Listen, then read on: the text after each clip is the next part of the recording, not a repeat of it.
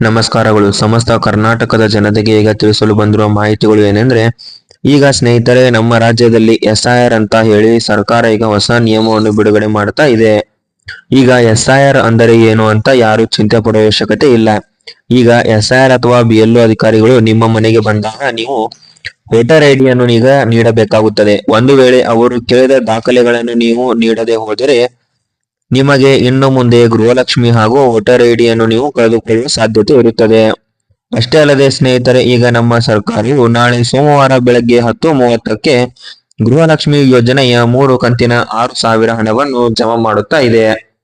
ಹಾಗೆ ಈ ಒಂದು 24 ಜಿಲ್ಲೆಗಳಿಗೆ ಈಗ ಮೊದಲ ಹಂತದಲ್ಲಿ ಈ ಒಂದು ಗೃಹಲಕ್ಷ್ಮಿ ಯೋಜನೆ ಹಣವನ್ನು ಜಮಾ ಮಾಡುತ್ತಾ ಇದೆ. ಹಾಗೆ ನೀವು ಕೂಡ ಈಗ SIR ಅಂದ್ರೆ ಏನು, ಹಾಗೆ ಯಾವ ಯಾವ ಜಿಲ್ಲೆಗಳಿಗೆ ಗೃಹಲಕ್ಷ್ಮಿ ಹಣ ಜಮಾ ಮಾಡ್ತಾರೆ, ಹಾಗೆ ಎಷ್ಟು ಲಕ್ಷ ಗೃಹಲಕ್ಷ್ಮಿ ಯೋಜನೆ ಅರ್ಜಿಗಳನ್ನು ಕ್ಯಾನ್ಸಲ್ ಆಗಿದೆ ಎಂಬುದರ ಬಗ್ಗೆ ಮಾಹಿತಿಯನ್ನು ತಿಳಿದುಕೊಳ್ಳಲು ಈ ಒಂದು ವಿಡಿಯೋವನ್ನು ಈಗ ನೀವು ಕೊನೆವರೆಗೂ ನೋಡಿ. ಹಾಗೆ ಈ ಒಂದು ಚಾನೆಲ್ ಅನ್ನು ತಪ್ಪದೇ ಸಬ್ಸ್ಕ್ರೈಬ್ ಮಾಡಿಕೊಳ್ಳಿ.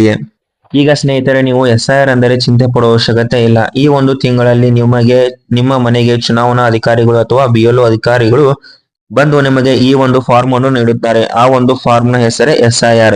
ನೀವು ಕೂಡ ಈ ಒಂದು SIR ಫಾರ್ಮ್ ಅನ್ನು ಕಡ್ಡಾಯವಾಗಿ ಭರ್ತಿ ಮಾಡಿ ಕೊಡಲೇಬೇಕಾಗುತ್ತದೆ. ಒಂದು ವೇಳೆ ಸ್ನೇಹಿತರೆ ನೀವೇನಾದ್ರೂ ಈ ಒಂದು ಫಾರ್ಮ್ ಅನ್ನು ಭರ್ತಿ ಮಾಡಿ ಕೊಡದೆ ಹೋದರೆ ನಿಮಗೆ ಇನ್ನು ಮುಂದೆ ಈ ಒಂದು ಗೃಹಲಕ್ಷ್ಮಿ ಯೋಜನೆ ಹಣ ಹಾಗೂ ನೀವು ಇನ್ನು ಮುಂದೆ ವೋಟಿಂಗ್ ಪವರ್ ಅನ್ನು ಕೂಡ ಕಳೆದುಕೊಳ್ಳುವ ಸಾಧ್ಯತೆ ಇರುತ್ತದೆ. ಹಾಗಾಗಿ ಸ್ನೇಹಿತರೆ, ನಿಮ್ಮ ಮನೆಗೆ BLO ಅಧಿಕಾರಿಗಳು ಬಂದಾಗ ನೀವು ಕಡ್ಡಾಯವಾಗಿ SIR ಅನ್ನು ಭರ್ತಿ ಮಾಡಿಕೊಳ್ಳುವುದು ಕಡ್ಡಾಯ ಆಗಿರುತ್ತದೆ.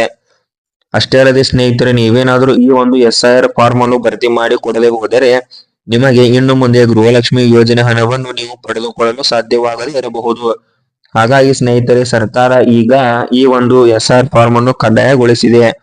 ಅದೇ ರೀತಿಯಾಗಿ ನೀವು ಕೂಡ ಈ ಒಂದು SIR ಫಾರ್ಮ್ ಅನ್ನು ಭರ್ತಿ ಮಾಡಿಕೊಂಡು ನಿಮಗೆ ಯೋಜನೆಗೆ ಯಾವುದೇ ರೀತಿಯಾದಂತಹ ತೊಂದರೆಗಳನ್ನು ಮಾಡಿಕೊಳ್ಳದೆ ಇರುವುದು ಉತ್ತಮವಾಗಿರುತ್ತದೆ. ಹಾಗೆ ಸ್ನೇಹಿತರೆ, ಈಗ ನಮ್ಮ ರಾಜ್ಯ ಸರ್ಕಾರವು ಮೊದಲಿಗೆ ಈ ಒಂದು 24 ಜಿಲ್ಲೆಗಳಿಗೆ ಈಗ ಮೊದಲ ಹಂತದಲ್ಲಿ ಗೃಹಲಕ್ಷ್ಮಿ ಯೋಜನೆ ಹಣವನ್ನ ಬಿಡುಗಡೆ ಮಾಡ್ತಾ ಇದೆ.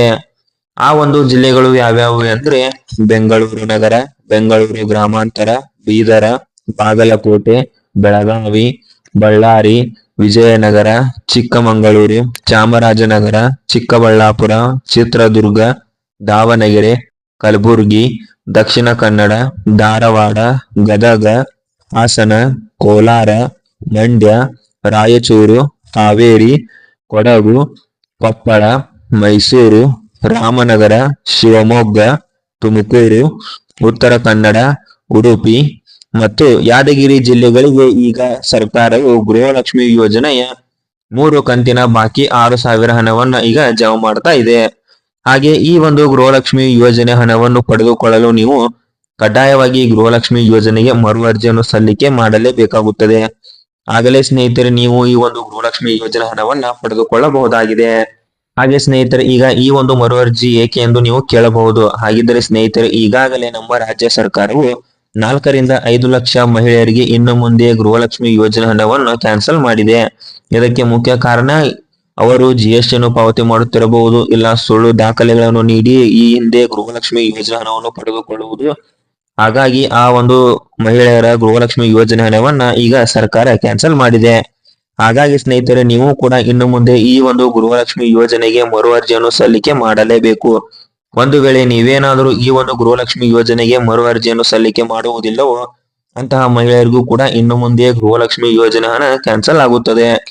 ಹಾಗಾಗಿ ಸ್ನೇಹಿತರೆ, ನೀವು ಕೂಡ ಕೂಡಲೇ ನಿಮ್ಮ ಹತ್ತಿರ ಇರುವಂತಹ ಗ್ರಾಮ 1, ಕರ್ನಾಟಕ 1 ಇಲ್ಲವೇ ಆನ್ಲೈನ್ ಕೇಂದ್ರಗಳಿಗೆ ಭೇಟಿಯನ್ನು ನೀಡಿ ನೀವು ನಿಮ್ಮ ಗೃಹಲಕ್ಷ್ಮಿ ಯೋಜನೆಗೆ ಮರು ಅರ್ಜಿಯನ್ನು ಈಗ ಸಲ್ಲಿಕೆ ಮಾಡಬಹುದಾಗಿದೆ.